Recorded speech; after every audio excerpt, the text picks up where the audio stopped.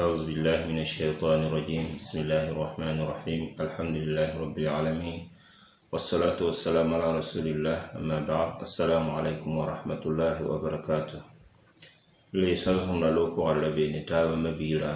وين لا سكان ناسانسا يقوم جرا وتوتو تيا النبي صلى الله عليه وسلم سنة يلي لا تنعومه تي وقت فروم دمك بانغ بوني كده نودني نسمع النبي صلى الله عليه وسلم سنة فوقا فوقا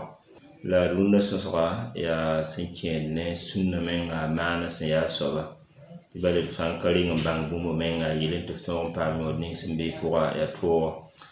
la yati ne sunna otono amana na me abon ya busko e bon yinga bale bangare nisba songom sunna yella ka bangara yemare e bangla lawbe totore songomde sunna yelle bangla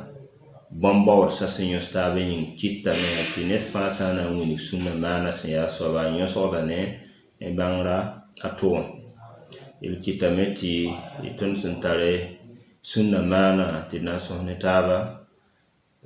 ya bamba abnu pipi e sunna men mana la rabi mut po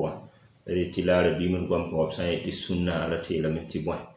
illa bimun pour sunna mana ya sore sa eti sunna la bimun pour amana ne more ya sore il kitamet opsan di kan faorne nabiyama sallallahu alaihi wasallam yeti boy sunnatun nabi sallallahu alaihi wasallam lati la metti boy nabiyam sallallahu alaihi wasallam sura Sayyid Nabi sallallahu alaihi wasallam sura merati lambati mo koyara ti l'islam lila pipi mana lawtone mana yibin sawa ya hadisa bangadba neng hadisa bangad geso koren sunna mana ya bon ya ti pipi hadisa bangadba bam sumbode bum ninga bam rattame ti nimbuide lik Nabi sallallahu alaihi wasallam ti tikra vima po sana man bum fajil bi boy bi nabiyama la tikra ma na lil kitamiti bamni di panga fajil yabna modokti bumni ngana nabiyam sallallahu alaihi wasallam samana la san goma la san yanne to tumne ta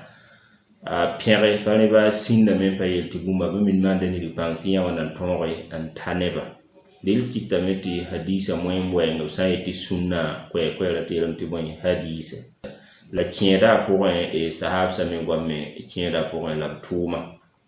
ala hadisa bangdo sandanen mana sampa tabo ya ilmul usul ramnen ilmul usul ya bangar ninga sanjette lislonga nyaka yella lati ti lislonga point fo sa bod munan bang ya yella fo na kengti gam pama fahme wala munam sunguni alquran point tiwen wa intanaza'tum fi shay'in farudduhu ila Allah wa rasul isawati gam yostawa yel point bido wona sen le boy alquran point la sunna point lili kanga ayro wulgi de tondo lislonga nyaka zinsi na ite sawa bod bum na fahme bille zikan salil kitam usul fiqh bam jetta ya boy ya nyaka ala bam jetta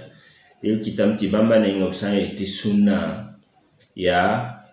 e bum ninga fajilli nabiyama songoma palibiya san tuma kalibiya san yanne tutum ta pere ma yanda mila kayiti bumba ifaji lisna ta yanni sabab son tendike man dalila lislonga budo yelzugo la mana san pasede nasan soba ya fiqhi wa moyemnen